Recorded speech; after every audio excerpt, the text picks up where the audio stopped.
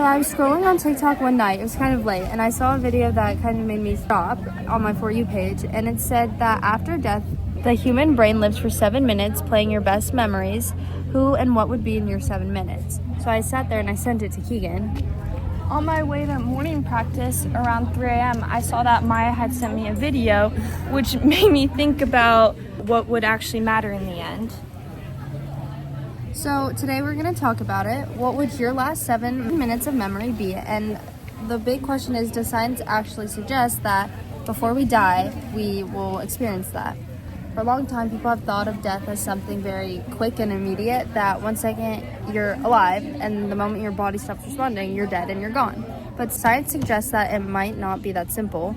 In 2022, there was a study where scientists recorded the brain activity of a dying patient, and they kind of found something crazy. It was in the middle of a scan, and right around the moment of death, the brain was showing a lot of activity in their scans, and they were seeing bright colors popping. It's what we would call activity patterns, and it was showing memory, recall, dreaming, and deep reflection. Basically, the brain was replaying memories. And that kind of connects to something that I've heard especially, which is your life flashes before your eyes. That kind of reminds me of the time I was out to lunch with my grandparents, and they were telling me and my siblings a story how my grandma fell down the stairs, and she said her life flashed before her eyes. And I've never really thought about it as a real saying, but learning that study makes it feel a little more real, or at least makes you think about it differently. And that's kind of what makes it so interesting, the whole question, that if your brain is actually replaying something at the very end of your life, what does it choose? So I started asking people this question. I asked my mom first, and without even hesitating, she said that her last 7 minutes would probably be giving birth to me because it was one of the happiest moments of her life. And then she also said marrying my dad would be in there too. And what was kind of crazy wasn't just her answer, because I kind of could have guessed, but it was kind of how fast she was able to answer it.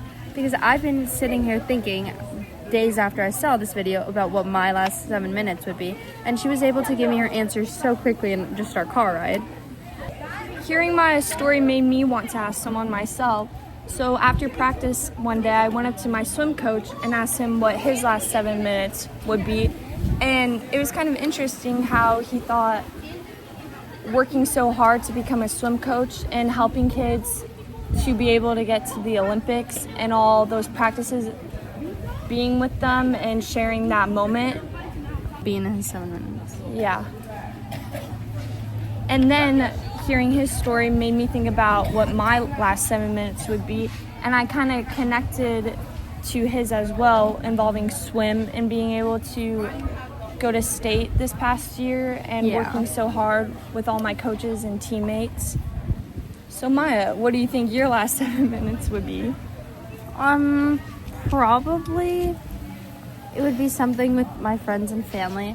I think a big part of how I remember and what I remember is through photos, which is something I love, I enjoy doing when I'm out with my friends or at an event. I like taking photos with them, and it kind of is a way to keep your memories. So I do think just the action and the thought of taking photos with people I love and things I enjoy doing, I would definitely remember that. Yeah, I think it's the small moments that actually end up meaning the most. You just don't realize it at the time. So science doesn't fully understand consciousness. We don't exactly know what happens in our final seconds, because maybe it's a memory, and again, this was just based off a TikTok I saw. But after researching, it could be something else entirely, but it's kind of the unknown, the unknowing factor that makes this so interesting and beautiful. So we'll leave you with this. If today were your last day, what would your final memory be? And are you living in a way that would make that memory worth remembering?